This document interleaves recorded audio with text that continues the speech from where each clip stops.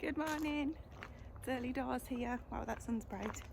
It's going to be a beautiful day, and I thought it would be nice for you guys to spend the day with me doing the garden.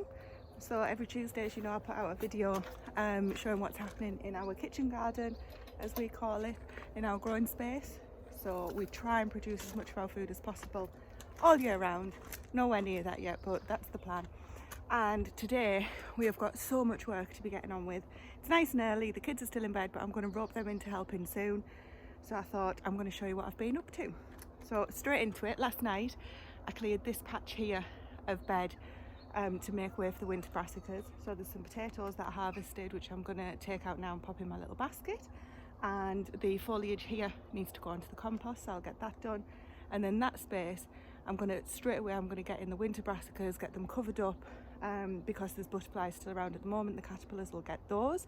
The other thing I want to get started straight away, in the greenhouse we have got cucumbers, pickling cucumbers, and cucumbers that, to be honest, have just been rubbish.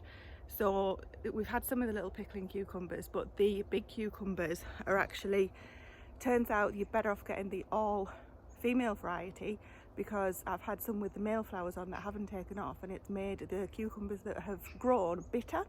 So apparently you're better off looking. So Telegraph were the ones that I had, turned out rubbish, wasn't pleased at all. So they grew really well, but they tasted awful.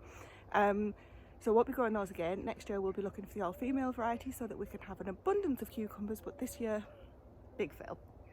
So I'm going to clear those out and replace them with the cold frame content. So all of the that's not embarrassing at all. Okay, so all of the contents of the cold frame, which are all peppers and chilies and things, I'm going to get back in the greenhouse, because due to some of the storms and the winds that we had, the cold frame, what we had on the cold frame, which was just the plastic, because we didn't put the glass on or anything, has just been whipped off and ripped. So that needs repairing, but in the meantime, when those cucumbers are out there, the peppers and things are going to go in there. So I've got a lot of work to do. Oh, but look, I can't see you, but hopefully you can see them. They're the onions that I took out. So they're the Kelsey variety. These were given to me as plug plants from a lovely chap from next door, who's well into his gardening as well, and is a much better gardener than I'll ever be. But yeah, really pleased with those. He's left his in a little bit longer because he wants to grow them a bit bigger. They're miles big enough for us, and I don't want to lose any of the flavour, because he grows his too, like to exhibit, to show. Not that there's any of that this year, but anyway, I'm going to get on.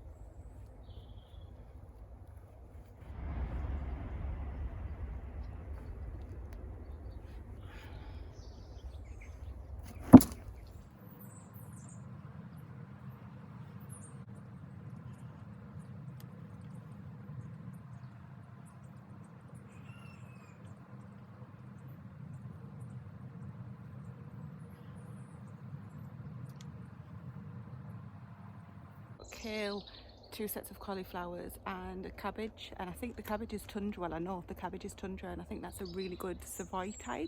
So it's an F1 though, unfortunately. Anyway, so those guys are in now. You'll see, so why there are beans and random other plants here is because throughout the year, when plants don't work or when I harvest them and they're finished, I replace them with something else, which is whatever I've got on hand at the time. So I had loads of extra bean plants, dwarf bean plants, so they've been randomly put in all over the place. What I have noticed is when I've been popping these brassicas in, that there's a load of green beans ready to harvest, so I'm going to get those off now as well and give the rest of the bed down here, which hasn't been weeded last night when I did this other little spot, give that a good weed. The leeks are in there, they're looking really good, and there's also 6 celeries in there too, which I think they're Utah variety, coming on really well, so I'm pleased with those. So it looks like we're going to have some green beans to preserve, green beans to preserve today too. And all I do for those guys, I don't blanch them, I literally wash them and pop them straight if they need washing. Well, no, I always wash them actually. I literally wash them, pop them straight in the freezer, so no blanching for those guys for me, and it always works a treat. The other thing I wanted to show you is down here, just move that tripod. These are the Christmas potatoes, so they're the purple variety. I'll pop that on the screen as well because I can't remember what those were after. Oh, purple Sapo Danube, I think they were. So they're looking just starting to come through. So whilst we have no frost, those guys will live out there and I'll keep hilling them up. But I have decided after harvesting the potatoes that are in, let me show you, they're in this basket. How cute's that basket, by the way? Those guys were in my massive bins that I put in when I put everything else in the main crops earlier this year, and they just haven't produced as well as I would expect them to, and I know they're better off in the ground, and it's my fault because I haven't stayed on top of the watering more than likely, but I don't think I'm going to be doing any in bins next year. But then what else am I going to use the bins for? I've got quite a few. Anyway, I'm going to get these green beans picked. Sorry, you're wobbling all over, my arms are aching already. Going to get these green beans picked. So as I go through the garden today, getting other things done, I'll be harvesting as much as possible too, getting straight in the kitchen and getting those preserved. It's definitely warming up. Got a bit of a sweat on. Right, so that bed's finished. I've a cobweb on me. I've put in another row of cabbage. This one was Maribel, I think it's called, and I've weeded all around the celery and the beans and things. The beans that I picked, 3 of them, that I've actually taken them out to make space for the cabbage because they were just a catch crop basically. They've given me 2 good pickings, so I've taken them out as much as it pains me, and they're on the compost, on the cart for the compost. And yeah, those cabbages have gone in. So now we're working on this bed, which you've seen before, which every time I sing at the carrots, they just seem to just keep coming back. But I've got a cabbage down here that's, I think it's a cabbage advantage, and that's coming out today because it's just getting eaten. Yeah, it is. I can see the tag cabbage advantage. And then I've got some of the Swiss chard, which is also just being eaten by butterflies, caterpillars, things. So yeah, so that's, I'll take a look at that, tidy that up a little bit. I've got a kale plant here that needs sorting out, so I'll tidy that up and see how it goes. I might just take it out because I want to get more of these brassicas in this bed, and then we're going to thin the carrots and get those preserved.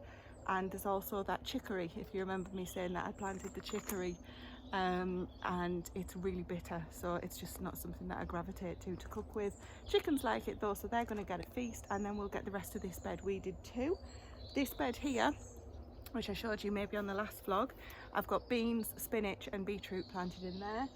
The broccoli that I said I'm going to leave because it'll give us some more harvests hasn't, so that's, oh actually there's one there, tiny little bit of broccoli that we can probably take off. But after I've done the bed that I'm sat on now, I am going to come in this bed, and it doesn't need weeding because it's only recently been done, but I'm going to take these broccoli plants out and replace them with something, and you'll see that's the beetroot. I think it's a Detroit variety, and the spinach doing well. Those red cabbages don't seem to be producing anymore, so I might whip those out as well. And these sprouts, bless them, are totally stuck underneath the net, but are starting to actually put on little buds. So yeah, so on there's kale at the back of here, which I think will hopefully flourish a little bit better when some of these carrots come out. So yeah, we're going to get that done. This is the row of chicory that will probably all come out today. And then at the back here, these potatoes are alouette potatoes, so I chopped the tops off them a while ago, and we're going to harvest those, see what those guys look like. This spearmint has all flowered, and this is mace.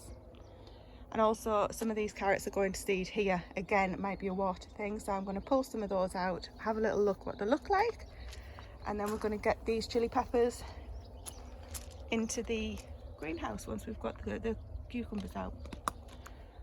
Looking quite good. It's a jalapeno, they're the Tabascos. There's some Romanos in here as well, which are just monsters. Here, can you see? Come on, leaf. Cooperate.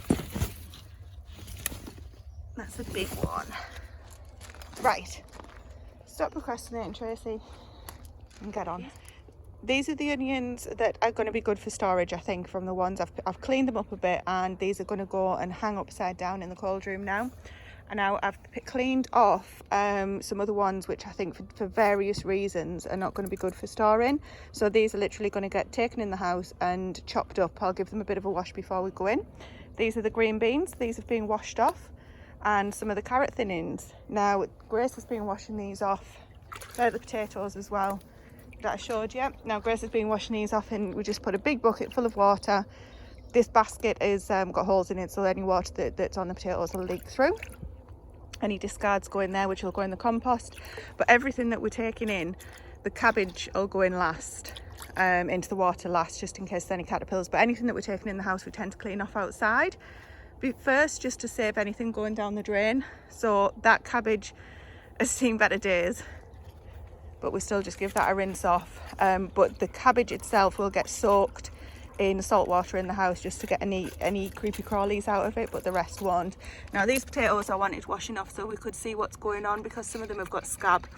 Some of them will be no good, so we'll actually just get rid of them, because I can't even peel them because they're too small. And the other ones will get processed straight away. So whilst I've been doing the onions, the very sticky job of taking all of the mouldy bits of the onions off, we've actually got quite a few that are viable for going in the house. Grace has been very kindly helping me by clearing out the cucumbers that were in here in the greenhouse. So this row now has all got the peppers from the cold frame in it. So we've got lots of different varieties here. I'm not going to claim to know them all because we've lost the labels. Pretty sure these ones where we've got really bushy peppers like underneath here are Ring of Fire, and then we've got a Romano style at the back. These are jalapenos because they're quite easy to tell. Now this is the one I was referring to as really bushy, and I'm sure that these are the Ring of Fire. I've got a few of those for to go with these guys, which are the Tabasco ones, I believe. Now that's to make hot sauce and sweet chili sauce and that kind of thing. So all the peppers from outside are now inside, and they're to go with these guys on the top. These are the other peppers. This is the poblano variety. They're doing fantastic. There's another there which I'm not sure if that's a hot wax, but looking great. And more peppers there. But look at this down here. Look at the size of that aubergine. And that's the tomato tree that I've brought inside. The amount of growth that's put on just being in the greenhouse is unbelievable. So it's a little bit like a jungle in here. Well, a lot like a jungle in here because of everything that we've just done. So that does need sorting out this week as well. But for today, we're going to concentrate on getting outside tidy. And Grace and I are going to, well, Grace and I, because I don't know where, oh, Jack's over there. So the three of us are going to harvest the potatoes that I showed you earlier now and see what that little tub looks like. So this is the Alouette variety. Wow, I didn't expect that.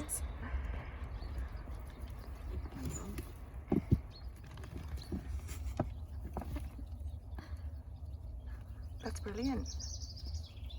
Now I believe that these are cream on the inside. We'll have a look when we go in. They just keep on coming.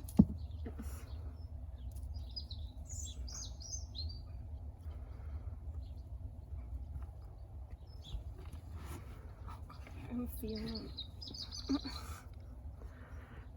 This one's a keeper.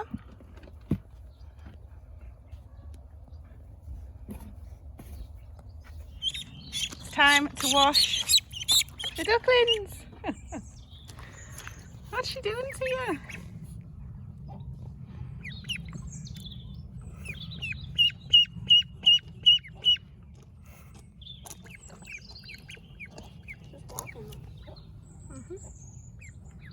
Right, I think it's time for a cup of tea. I'm going to put these ducklings back.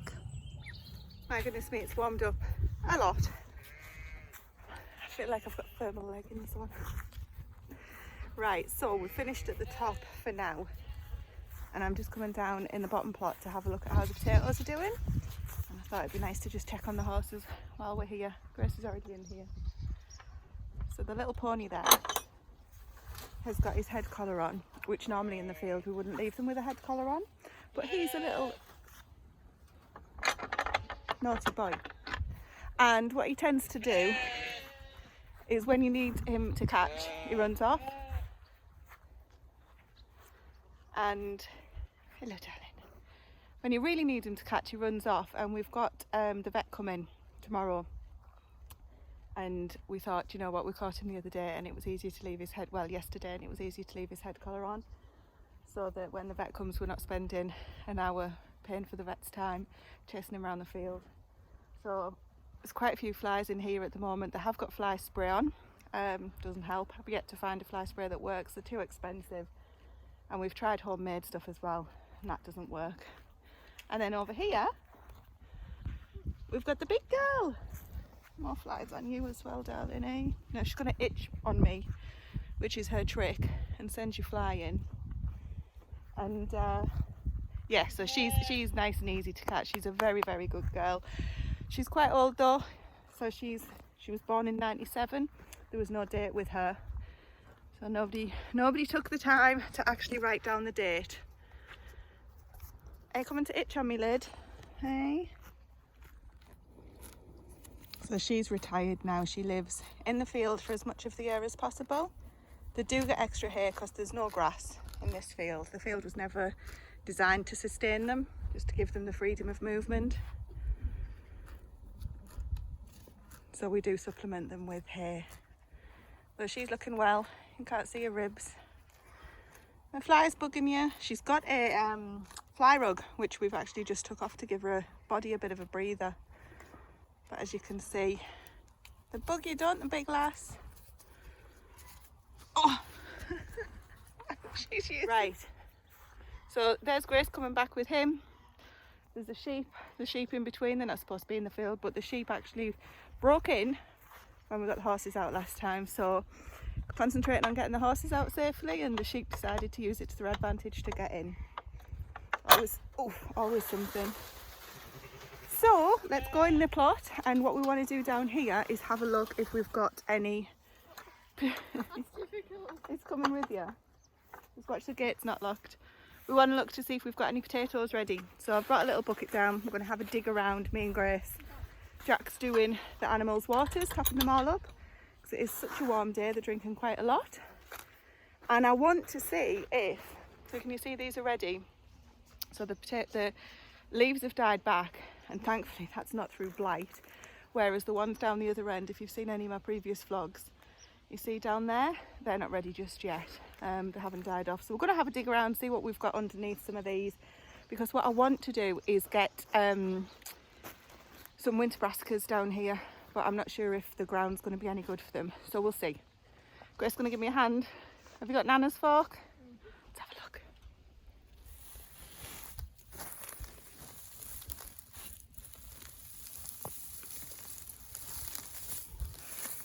Well, that looks promising. Use my hands as much as possible. So we put the straw on. Do you remember? This is straw from the old sheep pen, the goat's pen. It's just all the mulch that we had. So there's holes in this. Now, if you also remember, we had rats or mice or voles or whatever on earth it would be that took a load of the seed potatoes. So to get any is amazing. But the ones with holes in, I bet there's something. No, there's nothing in that one, but bet you there might be something in that one. But these will cut open and actually use straight away. So any that are no good to store will preserve. So I'm pleased with that. Let's get our hands in. It's really clay, which is why I'm using the fork.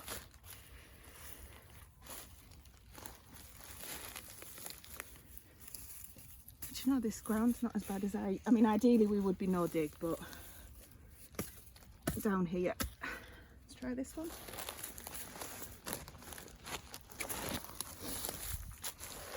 This has only got a tiny flower on it, tiny stem, so it's got a little bit of green on it where it's been next to the surface. So I'm not expecting any from this end, to be honest. So as I say, one. We'll take one. Can you see the glow? We've already filled up the little bucket that we took down. I didn't expect to from the whole area that was ready, let alone from just the couple of plants that we've pulled up. The ground's a lot better than I was expecting, so I think what I'm going to do is cool off first of all, and then get the rest of the potatoes up that I wanted to, but at the moment, as I say, I just didn't have any more space in my bucket for them. And these guys are supposed to be for storing, so I'll try and see which ones are the best, because I don't really want to wash them to store them, because ideally you just want them to dry off with the soil on. So there's not that much on, but obviously you saw some of them aren't the best. So those guys I will wash, because we'll get those in the house and used first, and the rest I'm just going to leave to cure. It's not too sunny, and so hopefully they won't go green if I leave them out for 24 hours. And then we'll get those stored. But what I'm going to do, I'm going to actually take some compost down, some shop bought compost, and just put an inch or so of that all the way along the bits that we're harvesting. And then I think I'm going to plant the winter brassicas in there, because it's actually, as I say, it's a lot better than I was expecting. Anyway, that's for another week. I wanted to give you a quick update on the tomatoes. So last week we left you with a suspected blight, and I want to give you a quick update on that, and then I'll sign off for the week. Caught. So the good news is the greenhouse tomatoes haven't caught anything. They're just not doing very well. Is that good news? The good news for the bottom plot where we were doing the potatoes is they're doing really well. So that variety is called Outdoor Girl, and they always do well for me. However, the tomatoes up at the top that you saw last week are also Outdoor Girl, and they do have blight, unfortunately. So I left it a couple of days. She got a chicken feeder on her head. And it didn't spread to the fruit. I expected it to just take over and I would just know. So somebody recommended, so Pam from Blues Food recommended that it could be stem rot. And I looked into it, and I thought at first it might be. Anyway, it's just not. It turns out after a few days it's definitely blight. Has spread to the fruit, some of the fruit of the worst affected plant. Now, I was very careful in that I didn't transfer it across to the other plants, etc., with the gloves that I've used. But what I did have to do was harvest all of the plants. They had so much fruit on as well. I was gutted. So I'm going to show you now. So there's 30 plants that were there, of which most of them were affected. In the barn now. And the reason that I'm in the barn is because I've got nothing in here that is food related, except for these tomatoes. So I'm going to turn it around and show you. These are all the tomatoes that I harvested from those plants. Now if you can see, this tomato here is starting to be affected. It's starting to rot, so I'm going to take that one out. And the reason I've picked them all and kept them separate is for that reason, in case they start to rot. Now you see that, okay, there. So I'll give these a few days in here. Keep checking them over thoroughly. If they do start to rot, these will all just go in the bin. See that one too? And that's a little spider, potentially that one. And because I don't want to take them in the house or put them in the cold room or anything, just in case they affect the other plants. I'm not sure if they can. I've heard people have used a weak bleach solution to wash them.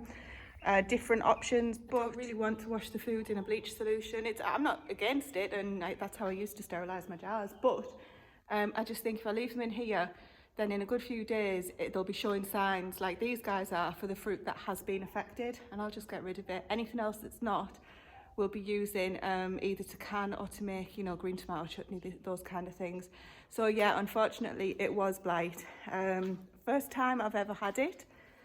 So I'm not too sure. I think it's just this year. It's been such a crazy year, hasn't it, weather-wise? And I've heard people all over. I was talking to a lady in Germany. She said it's rife there. I know that, that there's the Bristol Garden channel, she's just said she's got it as well. There's absolutely loads of people that have got it, and to be honest, I'm quite lucky because some people say they get it every year regardless, and this is the first year that I've got it, so I can't complain too much. But yeah, that's the downer. But the good news is the potatoes that we've just been looking at, miles better than I expected them to be, so hopefully we'll get a good harvest from those guys. The onions are doing well, that we've just brought up, so that was the very last of the onions, and we're getting the winter brassicas in, so I'm good, I'm pleased with that.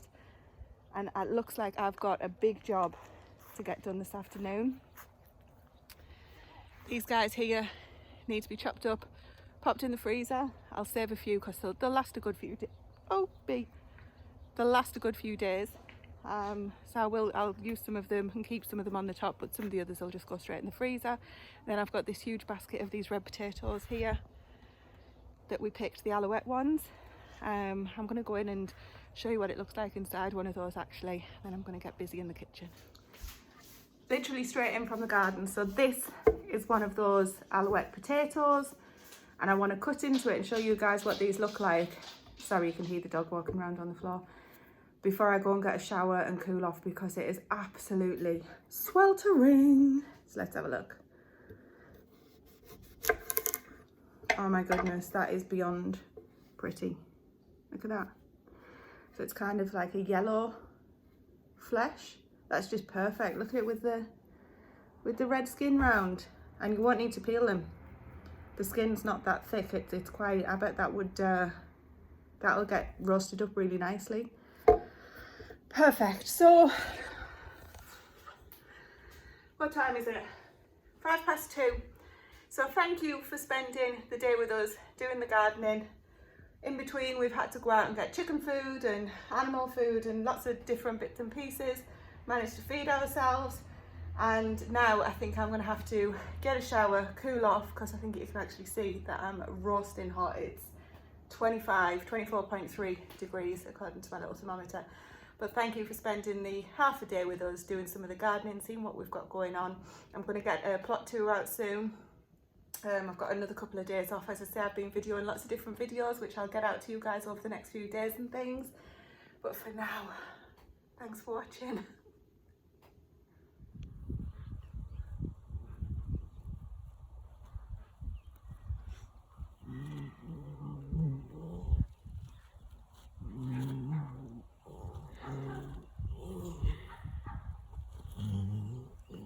Yay, she got over. Well done, Liz. At this point, I just want to say she's not in pain, by the way. This is for enjoyment. Neely. Oh.